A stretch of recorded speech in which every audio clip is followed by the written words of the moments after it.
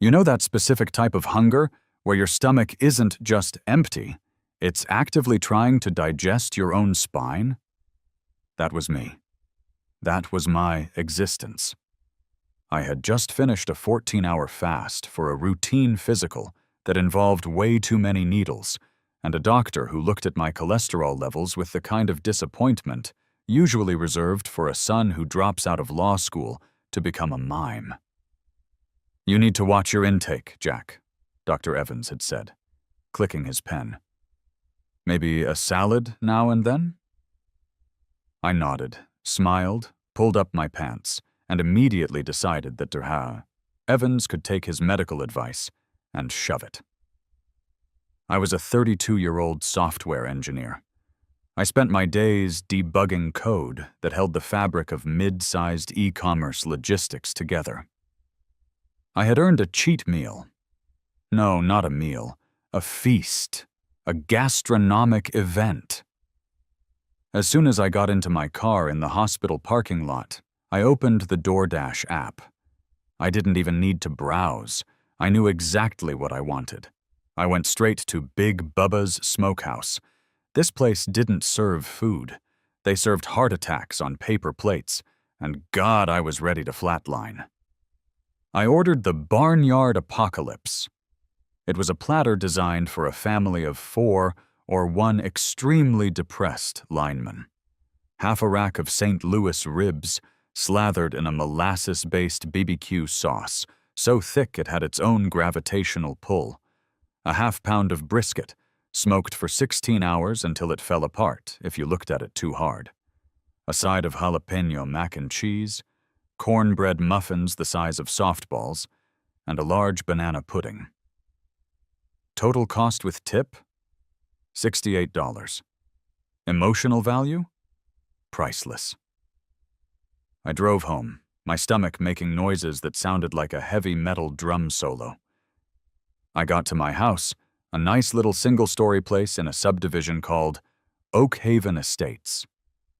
It was one of those neighborhoods where the grass is always cut to precisely 2 inches. And if you leave your trash can out past 6:00 p.m. on a Tuesday, you get a passive-aggressive note taped to your door. I parked, went inside, and changed into my eating pants. You know the ones. Gray sweatpants, loose elastic, a slight stain on the left thigh from a pizza incident in 2019. I set up my command center on the coffee table, a roll of paper towels, a fresh bottle of Coke, and the TV remote queued up to a Godzilla movie marathon. I checked the app.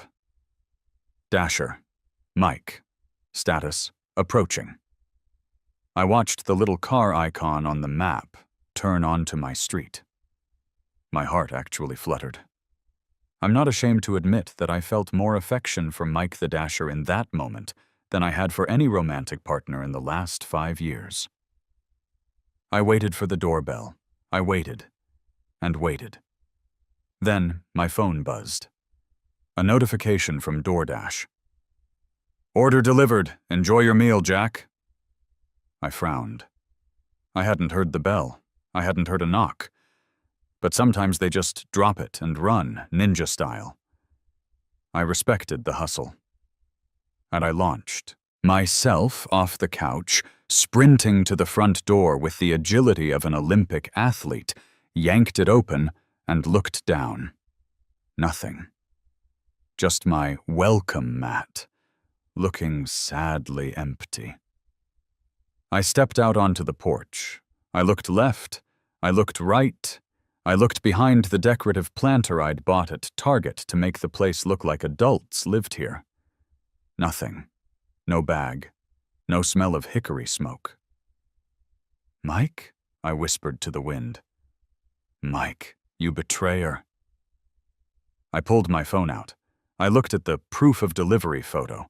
It was a blurry picture of a brown paper bag sitting right there on my specific doormat with my specific peeling paint on the doorframe. Mike hadn't lied. He had delivered it. So where the hell was my brisket? Then I remembered. The Ring camera. I fumbled with the app, my blood sugar crashing so hard I was seeing spots. I pulled up the front door view and scrolled back 2 minutes. I saw Mike drop the bag. He took the photo, gave a little wave to the camera, good guy Mike, and walked back to his car. The video counter ticked forward 30 seconds. The frame was empty. The bag sat there, steaming in the cool autumn air. It was beautiful.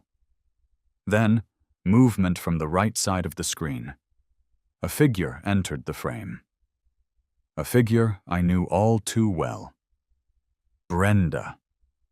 Brenda lived next door.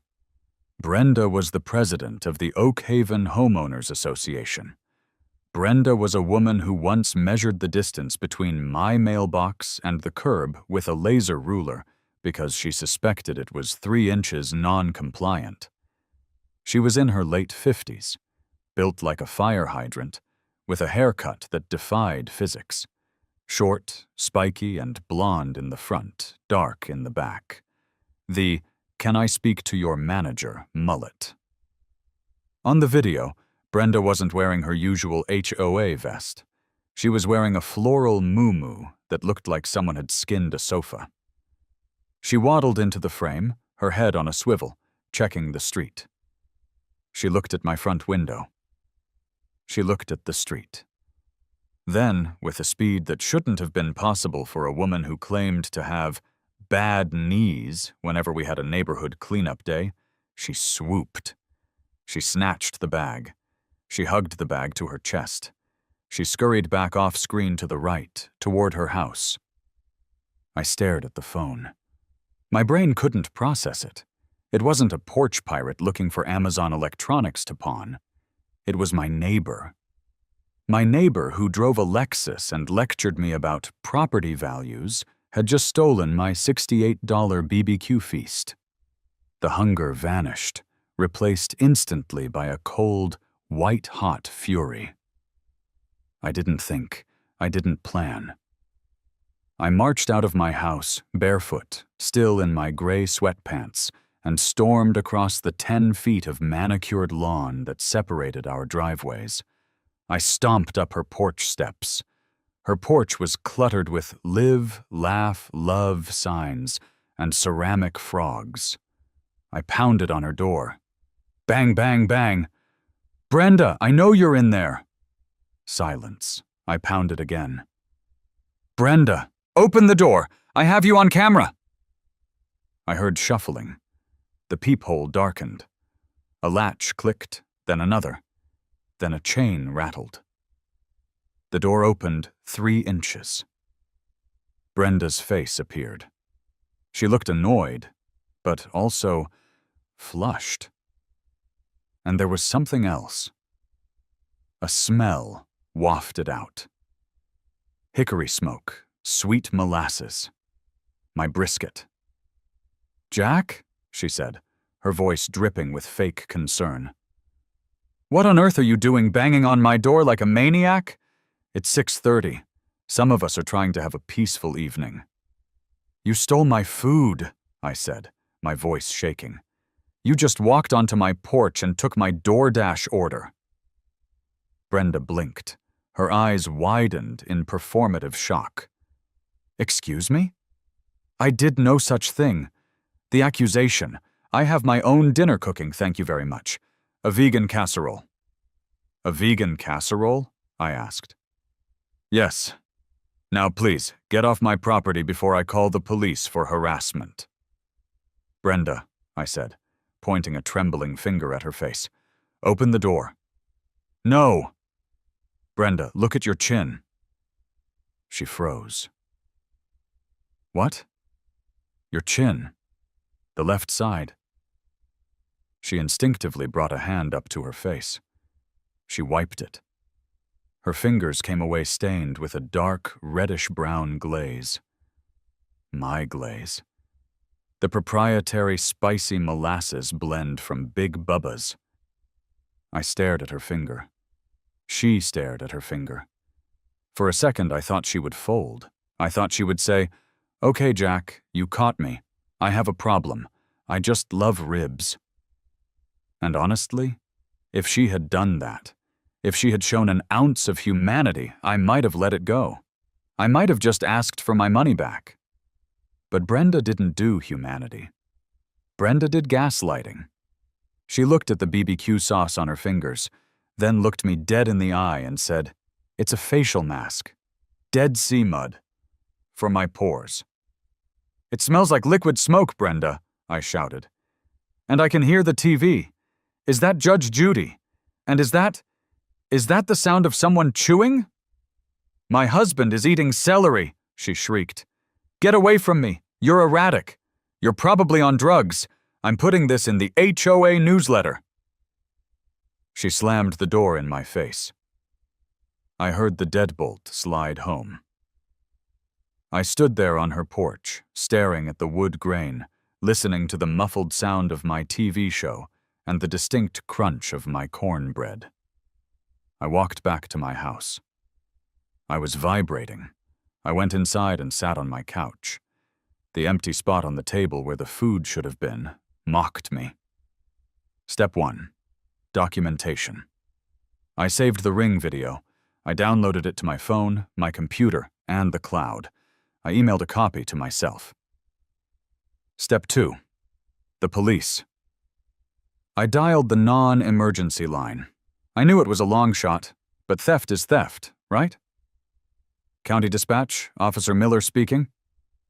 "Hi," I said, trying to sound calm. "I'd like to report a theft. My neighbor just stole a food delivery off my porch." "Okay," the officer said, sounding like he was midway through a crossword puzzle. "Did you see her take it?" "Yes, I have it on video. Clear as day. She walked over, took the bag, and went back inside. I just confronted her, and she has BBQ sauce on her face." "Okay. What was the value of the items?" $68. There was a long pause. "Sir, I can send a patrol car out when one becomes available, but if she's inside her home and refuses to answer, we can't kick the door down for a side of ribs."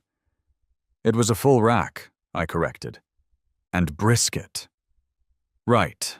Look, without her confessing or us finding the evidence in plain view, it's a he said, she said situation with a video of a woman picking up a bag. She could claim it was her bag delivered to the wrong house. It's a civil matter. You can take her to small claims court."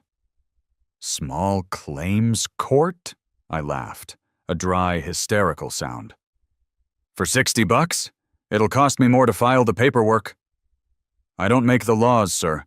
Do you want me to file a report for insurance?" "No," I sighed. "No, thank you, officer."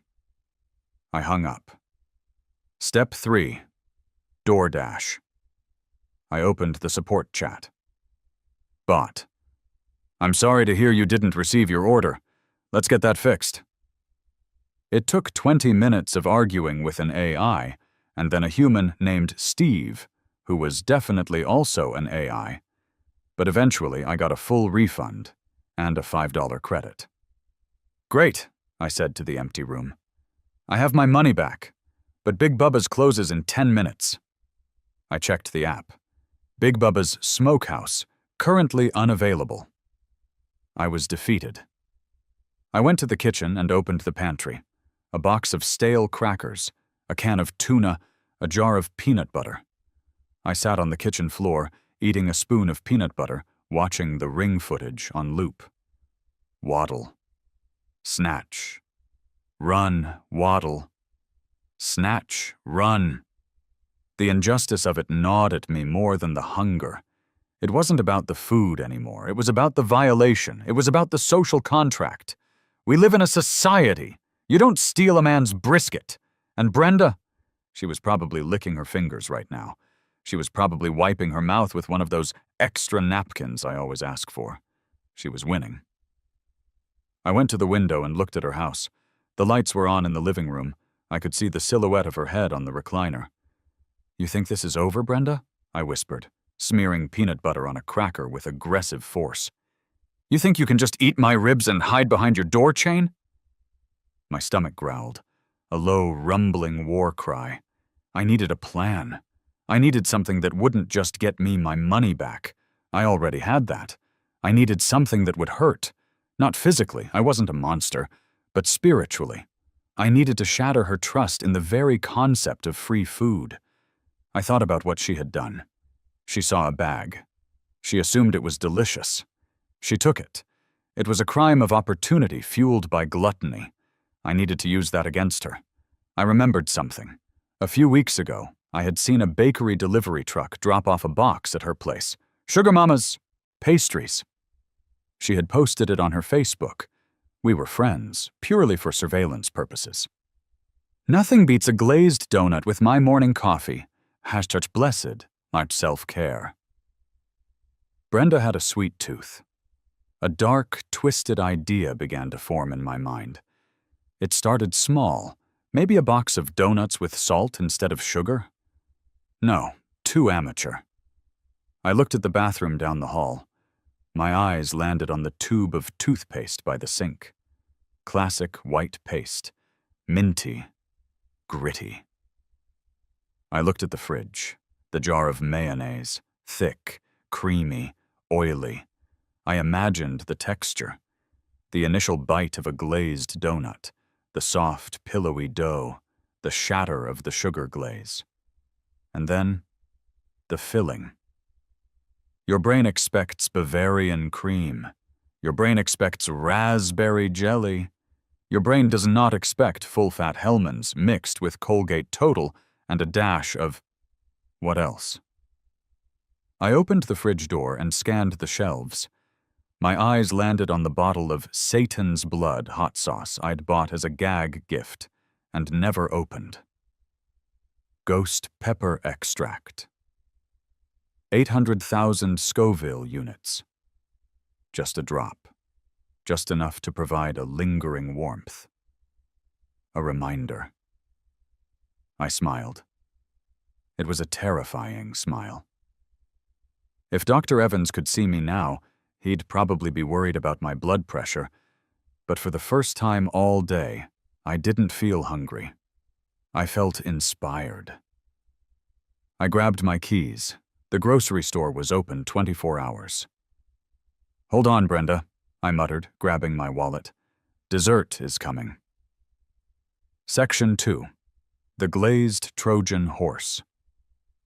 The fluorescent lights of the 24-hour Kroger at 11 o'clock p.m. are a liminal space. It's where society's outliers gather. The insomniacs, the stoners, the shift workers, and me, a man on a mission of vengeance. I pushed my cart with purpose. I didn't need much, but I needed specifics. First stop, the bakery. I needed the bait to be irresistible.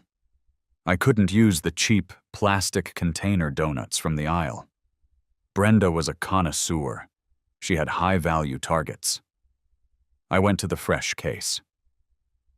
Although the bakery staff had gone home, there were still a few boxes of the premium glazed left. I checked the date. Today, perfect. I bought a dozen. They were golden, sticky, and smelled like happiness. Second stop, the condiment aisle. I stood in front of the mayonnaise. I didn't want the light stuff. I didn't want the olive oil blend.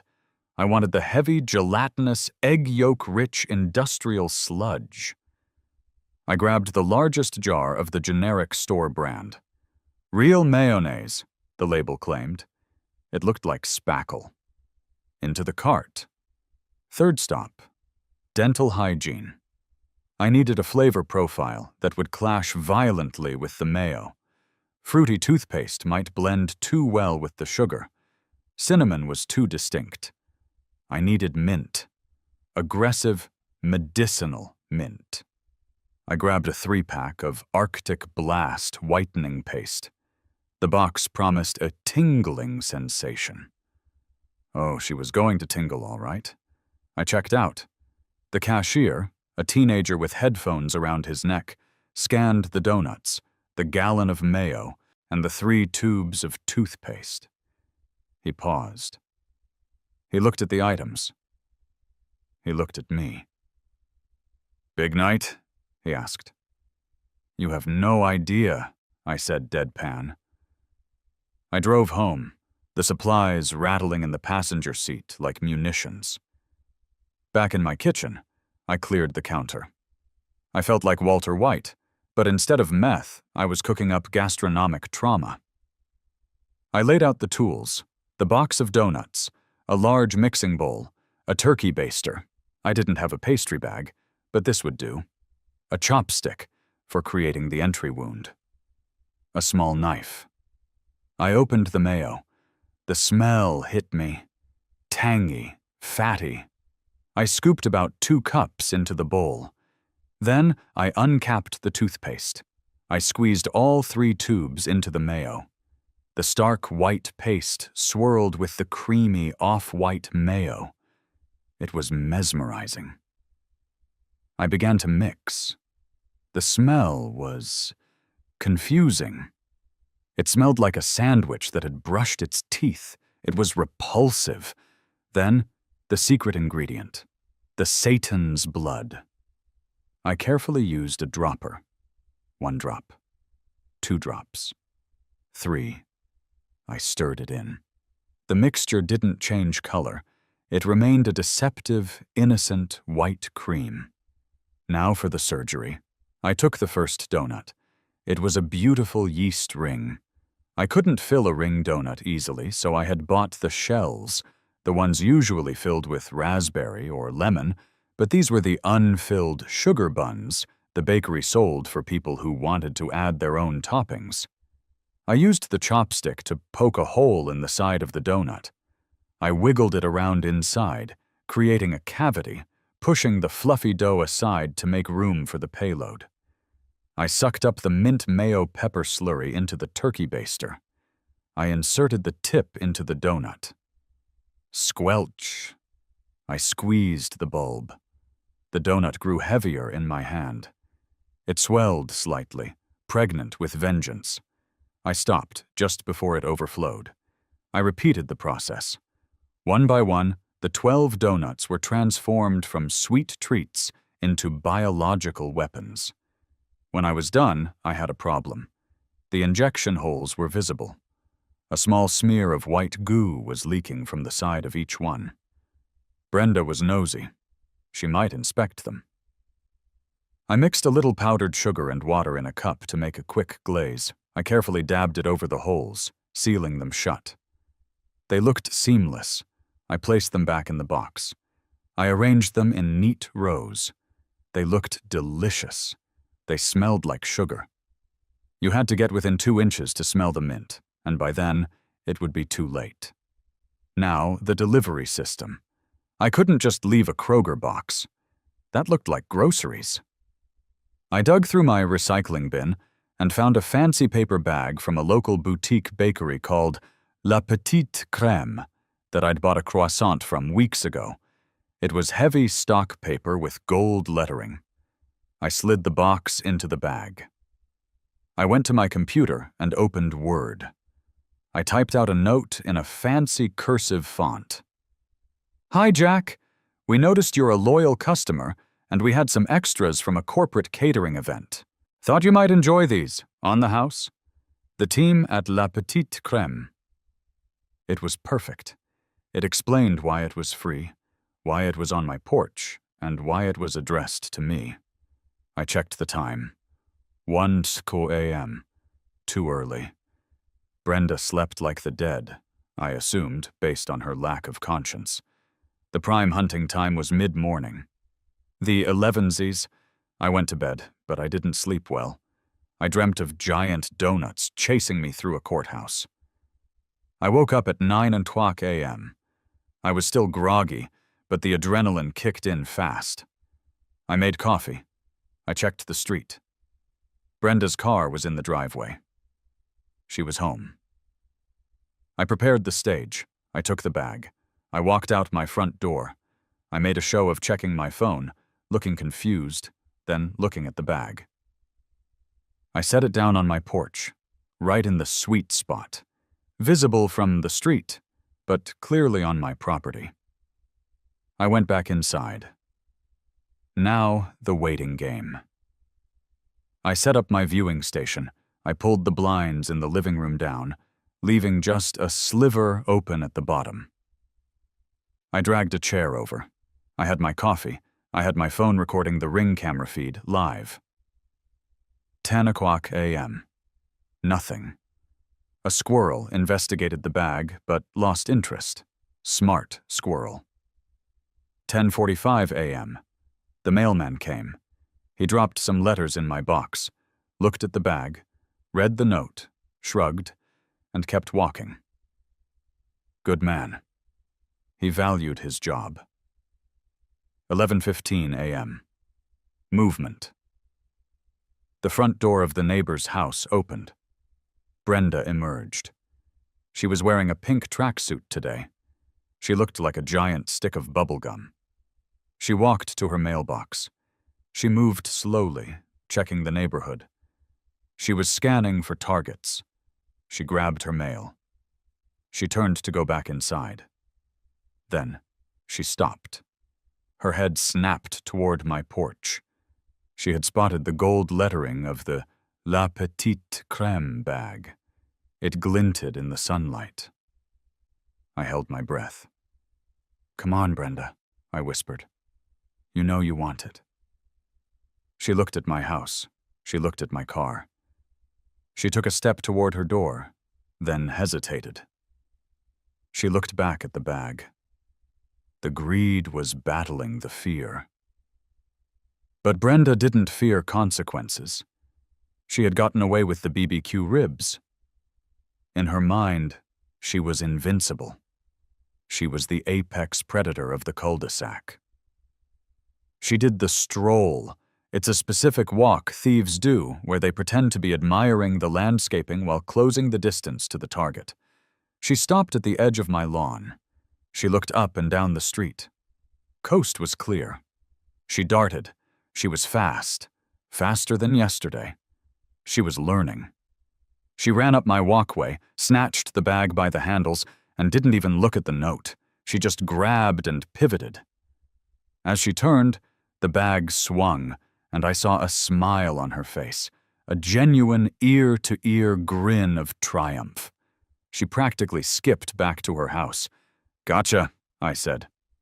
I grabbed my phone and switched from the Ring app to the live feed of a small, battery-operated GoPro I had hidden in my own flower bed, pointed directly at her porch.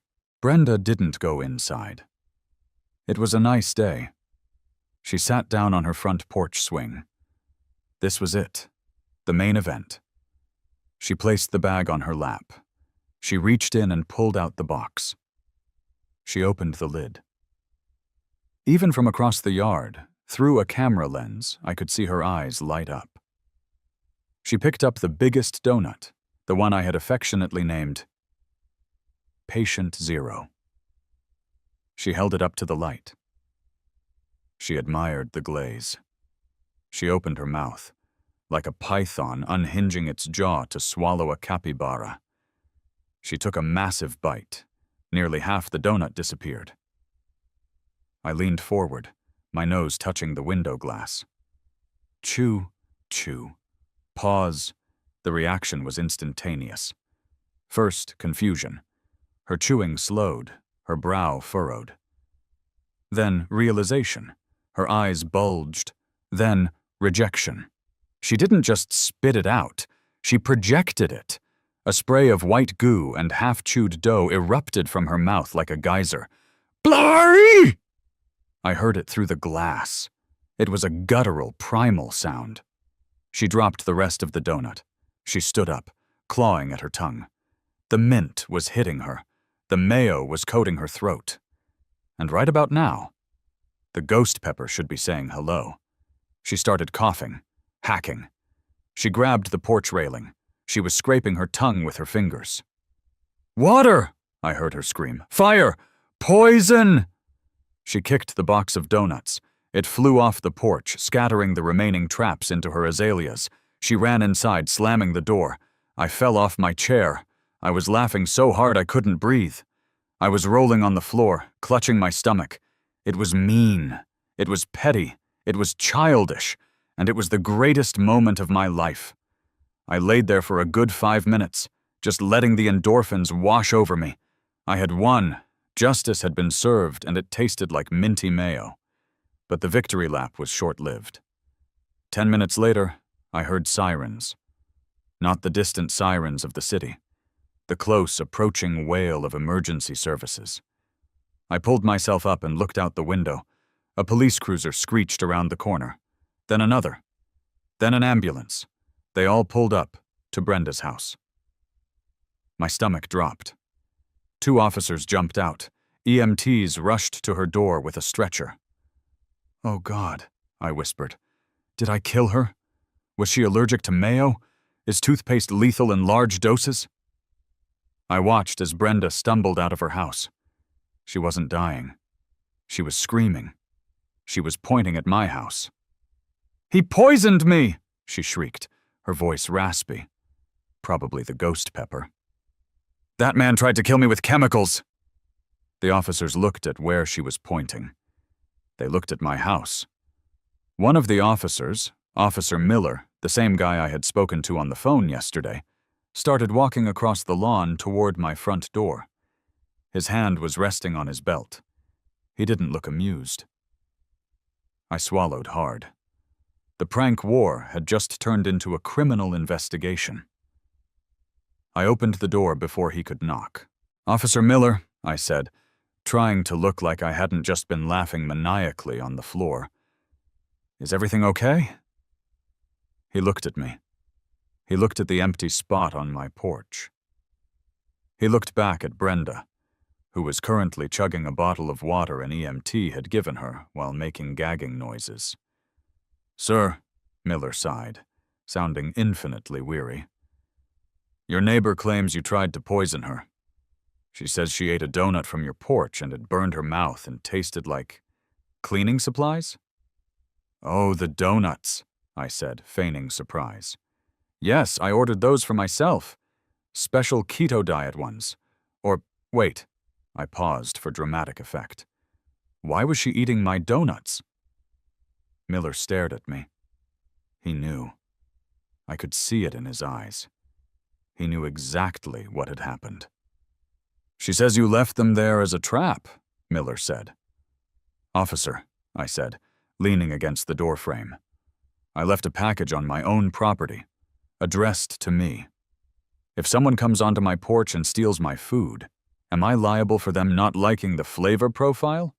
I personally love the zesty kick of mint and mayonnaise. It cleans your teeth while you eat. Very efficient." Miller bit the inside of his cheek. He was fighting a smile. He turned back to look at Brenda, who was now yelling at the EMTs that her tongue was numb. "She stole the package?" Miller asked quietly. "Caught it on 4K video," I said. "Just like the ribs yesterday. Would you like to see?" Miller shook his head. "No, that won't be necessary." He turned around. "Stay here." He walked back to Brenda. I couldn't hear everything, but I heard snippets. "Committed theft, ma'am. Cannot press charges for food you stole. Waste of emergency resources." Brenda went silent. She looked from Miller to me. Her face turned a color of red that matched the ghost pepper sauce. She stormed back into her house, slamming the door so hard her live, laugh, love sign fell off the wall. Miller walked back to his car. He caught my eye. He didn't wave. He didn't smile. But he gave me a slow, singular nod. The cops left. The ambulance left. I stood on my porch, victorious. But I knew Brenda. This wasn't the end. This was just the inciting incident. I had humiliated her in front of the police and the neighbors. I had assaulted her taste buds. She wouldn't just take this lying down. She was going to unleash the full power of the Homeowners Association. And I needed to be ready. I looked at my empty porch. "I'm gonna need a bigger fence," I said to myself. I pulled out my phone and searched for local contractors. I needed someone who didn't care about permits, someone who hated HOAs as much as I did. I found a listing on Craigslist. Big Tony's Steel and Concrete. We build stuff that stays built. I hit dial. Section 3. The bite, the puke, and the police. Word count. Progress. We are roughly at 2,600 words covering Section 1 and part of Section 2. To hit the full 15,000 words, we need to significantly expand the detail of the war that follows. The next morning, the war began in earnest. I woke up to a piece of paper taped to my front door. It was bright orange. Notice of violation. Oak Haven Homeowners Association. Infraction, unapproved exterior modification, grease stain on porch. Fine, $50. Correction, required, immediate removal. I looked down. There was a tiny, microscopic smudge of mayonnaise on the concrete where the donut box had sat. She had come over in the night, probably with a magnifying glass to find it. I ripped the note down. Game on, Brenda. I waited for Big Tony. Tony arrived at 10 a.m. sharp in a truck that looked like it had survived a war zone. It was a Ford F-350, lifted, rusted, and covered in bumper stickers that said things like, "My other ride is your mom," and "Come and take it," with a picture of a nail gun. Tony hopped out. He was a mountain of a man. He wore a sleeveless shirt, work boots, and sunglasses that wrapped around his head. "You Jack," he grunted. "That's me," I said. "You said something about a Karen problem?" "The worst," I said. "She steals packages. She weaponizes the HOA. I need a solution." Tony looked at my porch. He looked at Brenda's house. He spit on the ground. "I hate HOAs," he said. "Last one tried to tell me I couldn't park my work truck in my own driveway because it was unsightly. I poured concrete into their community pool drain." I knew immediately I had found my soulmate. "Here's the plan, Tony," I said. "I don't just want a lockbox. I want a fortress. I want a steel cage bolted to the concrete that requires a thumbprint, a retinal scan, and a blood sacrifice to open. And I want it to look aggressive." Tony grinned. "I can do aggressive. We got some leftover steel plating from a bank job. We can weld you a secure delivery receptacle. Bolt it down with industrial anchors. She tries to move it, she'll tear the porch off the house." "Perfect," I said. "But there's a catch. The HOA rules say all exterior additions must be aesthetically harmonious with the home." Tony looked at my house, beige siding. He looked at the steel plating in his truck, industrial gray. "I got a can of beige spray paint," he said. "We'll make it harmonious." We got to work. Or rather, Tony got to work. I mostly stood around holding tools and feeling inadequate while Tony wielded a welding torch like a paintbrush. The noise was incredible. The grinding of metal, the pounding of hammers. Brenda came out within 5 minutes. "What is going on here?" she shrieked from her lawn. "You can't do construction on a Sunday." Tony lifted his welding mask. He looked at her. He didn't say a word. He just revved his angle grinder. Brenda covered her ears and retreated. By noon, it was done. It was hideous. It was a 3-foot by 3-foot steel cube bolted to the concrete next to my door. It had a heavy lid with a keypad lock. Tony had spray painted it. Beige, but the paint was dripping, and it looked like a camouflage bunker. "That," Tony said, slapping the lid, "ain't going nowhere, and neither are your packages." "It's beautiful," I said. "That'll be $800. Worth every penny." I paid Tony. He drove off, leaving a cloud of diesel smoke that drifted directly into Brenda's open windows. I went inside and set up the code for the box. I added the instructions to my DoorDash and Amazon profiles. Put package in the beige box. Code is 1234. Close lid to lock. I felt secure. I felt safe. But I had underestimated the enemy. 2 days later, I came home from work to find another orange note. Notice of violation. Infraction. Unapproved structure. The box. Fine. 200 hundreds. Note. Structure exceeds dimension limits for decorative planters and is not an approved security device. Remove within 24 hours or face legal action. She had classified it as a planter to cite me. I stormed over to her house. I didn't knock. I just yelled from the sidewalk. "It's not a planter, Brenda. It's a security device because someone keeps stealing my stuff." She appeared at the window. She was smiling, a smug, tight-lipped smile. She opened the window. "Read the bylaws, Jack. Article 14, Section B. All security receptacles must be commercially available standard models. That monstrosity is custom fabrication. It's an eyesore. It goes." "It stays," I yelled. "Or I release the video of you vomiting mayonnaise on the internet."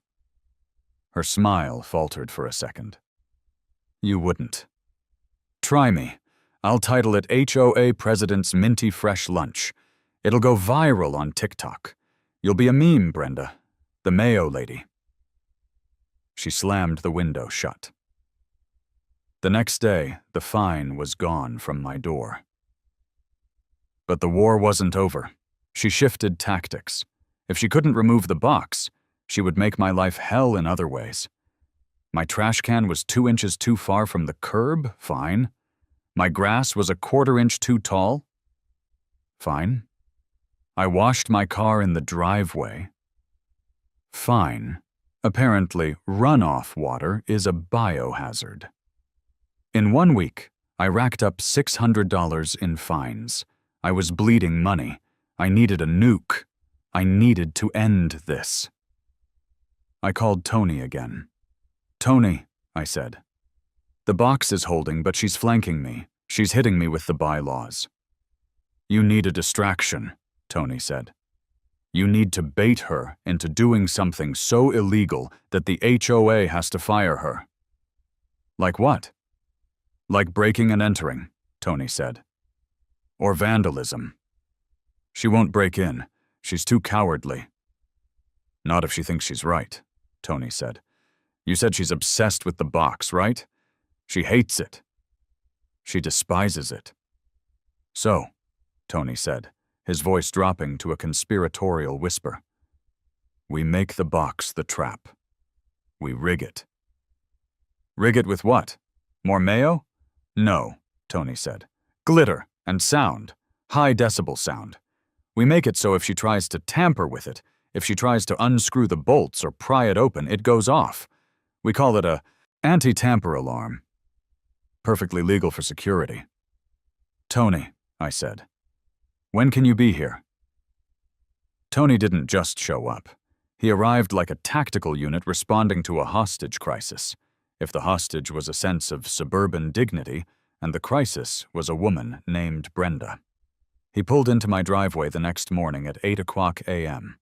His truck bed was loaded with equipment that looked suspiciously military grade for a guy who specialized in residential hardscaping.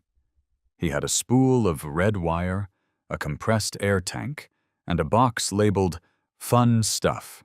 Do Not Shake."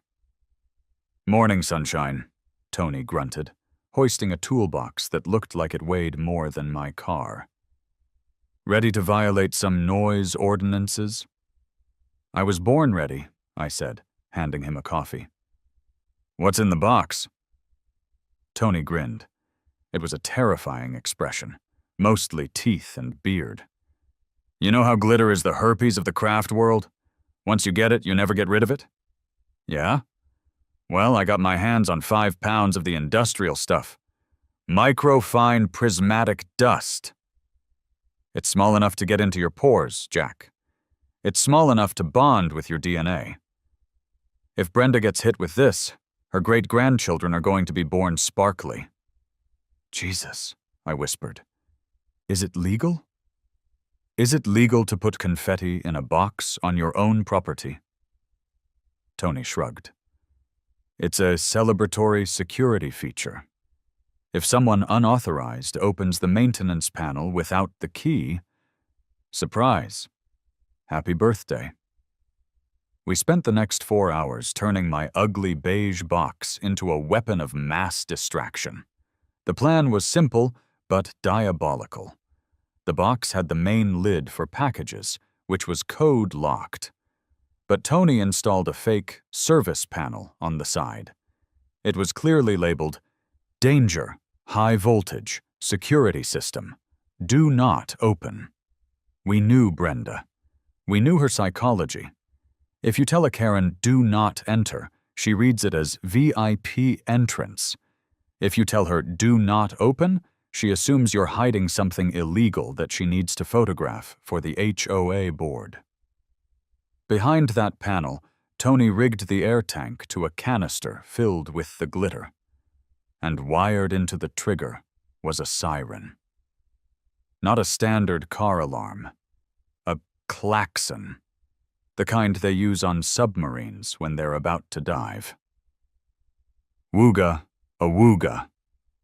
120 decibels, Tony said, wiring the battery. It'll rattle her fillings. We finished around noon. Tony packed up. Remember, he said, wiping grease on his jeans, you didn't hire me to booby-trap your neighbor. You hired me to install a theft deterrent system. If she triggers it, that's on her. It's like hopping a fence and getting mad at the barbed wire. You're a poet, Tony. I know. That'll be another 500. I paid the man. He was becoming the most expensive friend I had. But can you put a price on justice? No. I went inside. I posted a new sign on the box, right above the fake panel. A bright red sticker. Authorized personnel only. Tampering will. Trigger alarm. It was a dare. It was a gauntlet thrown at the feet of the HOA. I retreated to my command center. The blinds were drawn. The cameras were rolling. The snacks were staged. I didn't have to wait long. Brenda had been watching. She had seen Tony's truck. She had seen the welding. Her curiosity was eating her alive. She needed to know what was in the box. Was it a camera? Was it a meth lab? Was it a colony of invasive bats? At 2:30 p.m., the enemy emerged. She was carrying a clipboard. The clipboard is the shield of the suburban tyrant. It gives them authority. It says, I am not trespassing. I am inspecting. She walked down her driveway, paused at the property line, and scanned the area. She looked at my windows. I stayed perfectly still. She approached the box. She circled it like a shark circling a shipwreck. She tapped the steel with her pen. Clink, clink. Solid. She tried the main lid. Locked. She huffed, scribbling something furiously on her clipboard. Then she saw it. The side panel. The red warning sticker. I zoomed in with the camera. I could see the gears turning in her head. Authorized personnel only. I am the HOA president. I am the highest authority. She looked around again. She reached into her pocket and pulled out a screwdriver. Oh, Brenda, I whispered, clutching my bag of popcorn. You brought tools. That's intent. That's premeditation. She jammed the screwdriver into the seam of the fake panel. She pried. The metal groaned. She pushed harder. Her tongue poked out of the corner of her mouth in concentration. Pop! The panel gave way. The sequence of events that followed happened in less than a second. But in my memory, It plays out in glorious slow motion. First, the sound.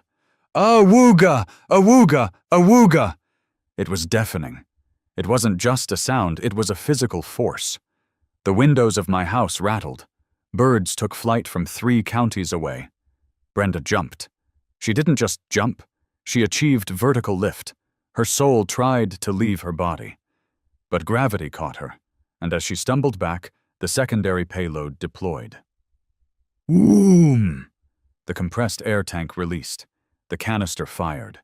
A cloud of pink, silver, and gold glitter exploded outward from the panel. It wasn't a sprinkle. It was a blast radius. It hit her squarely in the chest and face. It covered her. She stood there for a split second, a shimmering disco ball statue of shock. Then she screamed, "Ah, my eyes, I'm blind! Help! Terrorism!" She flailed. She swatted at the air. She spun in circles, the siren still blaring awooga, awooga, like we were under attack by a U-boat. She tripped over her own feet and landed in my bushes. I hit the stop button on the siren remote I was holding. The silence that followed was heavy. Then the wailing began. "I'm sparkling! Get it off! Get it off!" I walked out the front door. I put on my best, concerned neighbor face. "Brenda!" I yelled, rushing over. "Oh my! God, are you okay? Did you try to service the security unit? I put a sign up. It's high voltage." She crawled out of the bush. She looked like she had lost a fight with a drag queen. Her hair was silver. Her face was pink. Her eyelashes were gold. "You!" she screeched, pointing a glittery finger at me. "You bombed me!" "Bombed you?" I gasped. "Brenda, that's the anti-theft marking system. It's designed to identify intruders. Why were you unscrewing my panel with a screwdriver?" "I was inspecting it for code violations," she yelled, spitting glitter. "With a screwdriver? On private property? Brenda, that looks like burglary tools to me." "I am calling the police," she screamed. "I am calling the FBI. I am calling the Navy SEALs." "Go ahead," I said, crossing my arms. "I'll wait." She stomped back to her house, leaving a trail of pixie dust on the sidewalk. The police arrived 20 minutes later. And wouldn't you know it? It was Officer Miller again. He pulled up to the curb. He stayed in his car for a full minute, head resting on the steering wheel. I saw him take a deep breath. He was questioning his life choices. He was wondering why he didn't become a firefighter. Firefighters don't deal with glitter. He got out. He walked up the driveway. He looked at the box. He looked at the glitter blast pattern on the concrete. He looked at the trail leading to Brenda's door. "Jack," he said. "Officer Miller," I said. "Jack, why does it look like a unicorn exploded on your lawn?" "Attempted break-in, officer," I said, handing him the USB drive I had already prepared. "Suspect attempted to dismantle my security system. The system deployed a non-lethal marking agent to identify the perpetrator." Miller took the USB drive. He looked at it. "A marking agent?" "Glitter," I admitted. "Microfine." He looked at Brenda's house. She was standing in her doorway. She had tried to wash it off, but water just spreads glitter. She now looked like a wet, angry disco ball. Miller walked over to her. I couldn't hear the conversation, but I saw the hand gestures. Brenda pointed at me. Miller pointed at the "no trespassing" sign. Brenda pointed at her face. Miller pointed at the screwdriver she was still holding. Miller walked back to me. "Jack," he said, his voice low. "Yes, sir?" "Is that a submarine dive horn?" "It's a distinct auditory warning device, yes." "Is it over the decibel limit for a residential zone?" "Only if sustained for more than 30 seconds. It ran for 6. Miller stared at me. The corner of his mouth twitched. "Technically," he said, "you're within your rights to protect your property. And since she admitted to trying to open the panel, she's admitting to tampering." Exactly. However, Miller said, leaning in, if I have to come back here one more time, Jack, I'm going to find a reason to cite you for disturbing the peace. Do we understand each other? Crystal clear, officer. Good. And, Jack? Yeah? Nice shot. He got back in his car and left. I thought I had won. I thought this was the checkmate. But I forgot one thing. Brenda wasn't just a neighbor. She was an institution. And institutions have lawyers. 2 days later, I received a letter. Not a sticky note. A certified letter on heavy bond paper from the law firm of Dewey, Cheatham, and Howe. Okay, it was Smith, Wesson, and Karen, but you get the idea. Cease and desist. Demand for damages. Client, Brenda Higgins. Claim, intentional infliction of emotional distress, assault with chemical agents, glitter, noise trauma, damage to reputation. Demand, immediate removal of the security box, a written public apology, and $5,000 in medical bills for glitter inhalation therapy. I stared at the letter. $5,000? For glitter inhalation? I called my brother, Mark. Mark isn't a lawyer, but he dates a paralegal, which in my book makes him qualified. Ignore it, Mark said. It's a scare tactic. Unless she actually sues you, it's just paper. She's threatening to sue the HOA too, I said, reading further. She claims the HOA failed to protect her from a known hostile element, me. Okay, Mark said. That's actually good. If she sues the HOA, she's suing her own neighbors. That's not going to make her popular. He was right. I decided to double down. I didn't remove the box. I decorated it. I put a small potted plant on top of it. A cactus. Prickly, uninviting, and resilient. Then I went to the offensive. I printed flyers. Warning: porch pirates active in Oakhaven. I included a screenshot from the first video, Brenda stealing the BBQ. I blurred her face just enough to avoid libel, but everyone knew that haircut. Everyone knew that floral moo-moo. I put the flyers in every mailbox on the street. The neighborhood group chat exploded. Neighbor 1. Is that Brenda? Neighbor 2. OMG, my Amazon package went missing last week. I thought it was kids. Neighbor 3. Wait, she fined me for my trash cans, but she's stealing ribs? The tide was turning. The villagers were grabbing their pitchforks. But Brenda had one last card to play. The nuclear option. She called the city inspector, not the HOA. The city.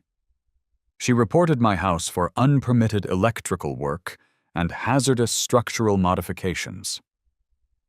I was working from home, coding a particularly boring logistics algorithm, when a white van pulled up. A guy in a hard hat and a safety vest walked up.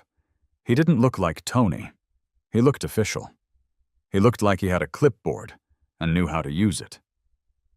Mr. Thompson? He asked. That's me. I'm Inspector Davis, City Building Code Enforcement. We received a report of an illegal high-voltage security installation and a non-compliant concrete structure. He looked at the box. Is that glitter? He asked, squinting at the pavement. Long story, I said. Look, it's just a lockbox. It's battery-powered. 12 volts, like a car, battery. The report says it's wired into the mains and poses a fire hazard. The report is a lie filed by a vindictive neighbor who stole my brisket, I said flatly. Davis blinked. Stole your brisket? And ribs. Man, Davis shook his head. People are crazy. Mind if I take a look?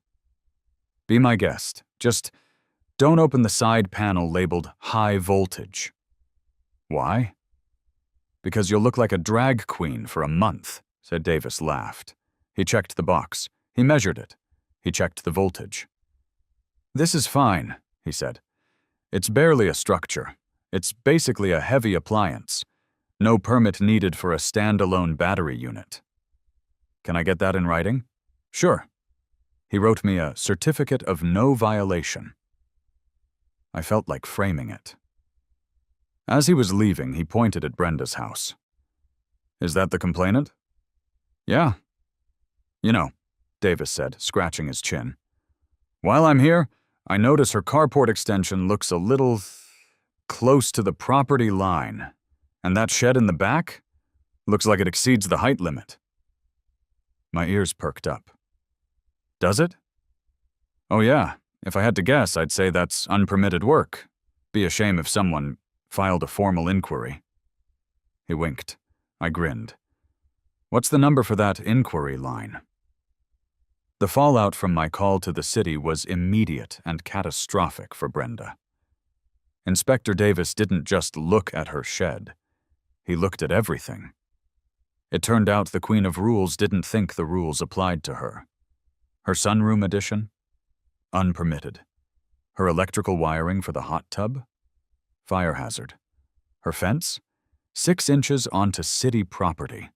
She was slapped with fines totaling $15,000 and given 30 days to demolish the shed and bring the sunroom up to code. But the final blow wasn't the city. It was the HOA. The annual meeting was held on a Tuesday night at the community center. Usually these meetings were attended by Brenda, the treasurer, her friend, and maybe one guy who just wanted free cookies. Tonight, it was standing room only. The flyers had done their work. The glitter bomb story had circulated. The rumors of her city fines were spreading like wildfire. I walked in. The room went quiet. Brenda sat at the head table. She was wearing dark sunglasses indoors. I assumed it was because her eyes were still sensitive from the glitter, or maybe she was trying to hide the shame. Order! She banged her gavel. Order! We have a lot to get through. First item, the issue of unsightly security boxes. Objection!